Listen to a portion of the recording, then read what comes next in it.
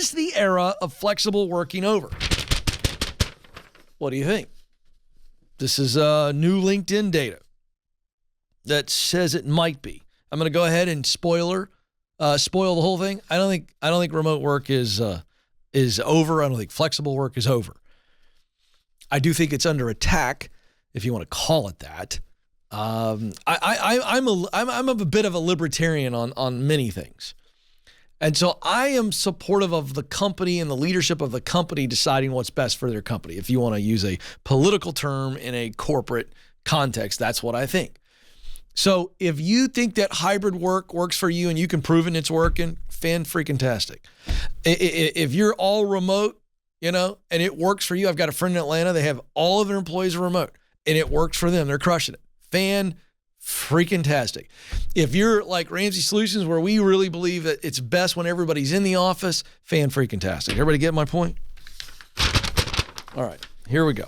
The amount of remote job postings on LinkedIn are falling according to new data released by LinkedIn. In the U.S., for example, the share of postings with remote roles has declined by 5 percentage points since April, when they peaked at 20% of all job postings.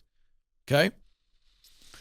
This is a statement here from Josh Graff, who is the managing director for EMEA. I don't even know what that means at LinkedIn, but here we go. Professionals now value flexibility in the workplace very highly. It consistently lists among the most important priorities for employees after compensation, along with skills development and work-life balance. According to a survey released by LinkedIn, alongside the data on remote job opportunities, the shift away from them is linked to the current economic situation. 68% of executives surveyed said they were concerned that the ongoing uncertainty about economic stability and a looming recession would force their companies to undo at least some of the progress toward flexible working during the coronavirus pandemic. Flexible working is not the only employee perk being hit by current economic turmoil. The survey found 74% of executives said skills development may have to take a back seat, while 75% said employee well-being would likely be less of a priority. What? Now, this is mind-blowing to me, leaders. If you're in this number, would you please listen to me for a second? I'm going to try to talk some sense into you, because this is boneheaded leadership. Well, Ken, times are tight and profits are down, so what we're going to do is we're going to cut pouring into our team members. Not going to keep training them. Not going to keep developing them. Oh, and by the way, we're employee well-being.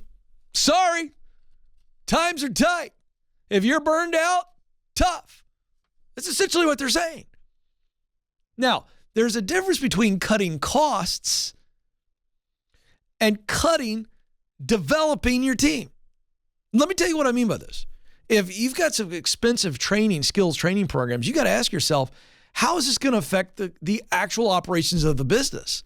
Because if it's going to be detrimental to the efficiency and functioning of the business, in other words, the ability to deliver the product or the service to the customer, what are you thinking? Cut somewhere else.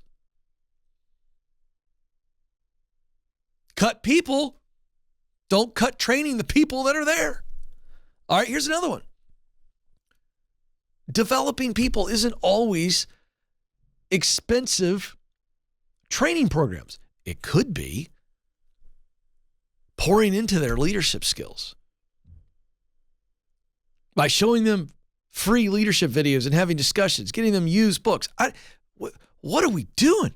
I'm just making a very, very specific point to say that when times are tough, yes, companies have to cut costs, but you don't cut vital things. This is literally like me going, well, I took a pay cut, Stace, and babe, we're going to cut the utilities this month. Going to tighten up. No heating for the next 2 months. My wife's going to look at me like I'm an alien, and she should. That's not the fix. It's going to be cold. It was freaking 28 degrees last night in Middle Tennessee.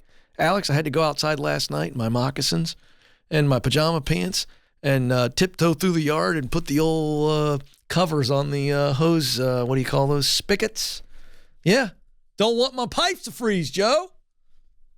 But the answer to tightening up is not cutting vital services to my home or to my business. This is mind-blowing. Hey, leaders, go ahead, 75% of you, and make well-being of your current team less of a priority. And I got more bad news. They're going to leave you high and dry. They're going to leave you. Because as I said, we have more jobs available still than we have people unemployed. This is unbelievable. I don't get it.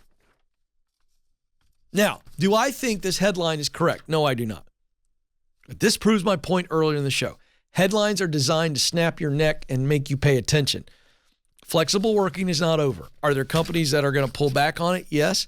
And as I've said before, if you are a remote worker and remote or hybrid work is a hill you will die on, understand you may die soon. I'm just telling you.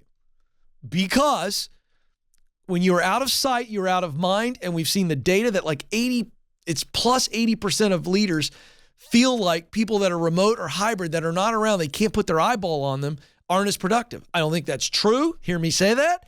But that's what they think. And guess what? That means you're going to be the first one to get cut.